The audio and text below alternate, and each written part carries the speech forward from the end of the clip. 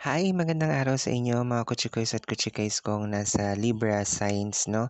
Ito na ang inyong quick reading for financial aspect as of this month of September or maaring this week or kung kailan man ninyo napanood ito ay kung tumutugma at magre-resonate sa inyo ay kunin nyo po.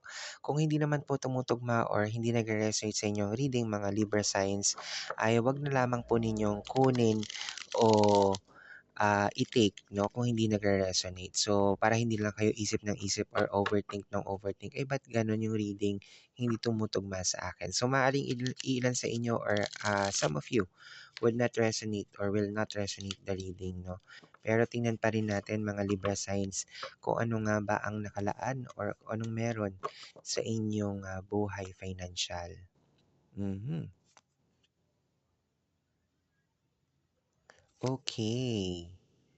Alright. So, sa nakikita ko dito mga Libra signs regarding sa inyong finances, no, you have here Ace of Pentacles, meron kayong Page of Wands at etong Four of Pentacles.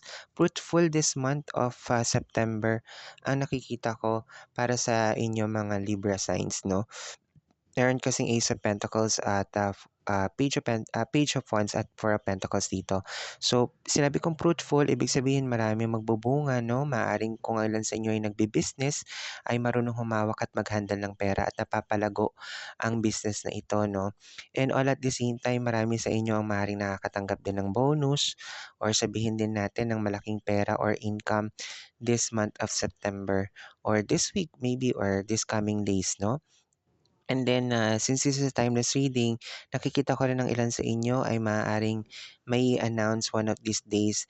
At ang ilan din sa inyo, mga Libra signs, ay may pagkakuripot, di lamang sa sarili, kundi para na rin sa ibang mga bagay-bagay sa buhay. Kumbaga, marunong humawak ng pera ang ilan sa inyo mga Libra signs. Kumbaga, hindi waldas, no? Kung sino man sa inyo ang nakakaranas na to na kumbaga, may pagtitipid nga and at the same time may goals na gusto kasing kapuntahanan ang pera or financial na kinikita sa bawat araw ay talagang may kikitain at kikitain na malaki this month of September. Madaming blessings or biyaya ako nakikita sa inyo mga Libra signs, no? At ang maganda dito, healthy new beginning din pagdating sa pera. So, kung ang ilan sa inyo mga Libra signs ay waldas or hindi marunong humawak ng pera, matuto ng mag-budget, matuto na rin magtipid, magsinop at mag-impok, no?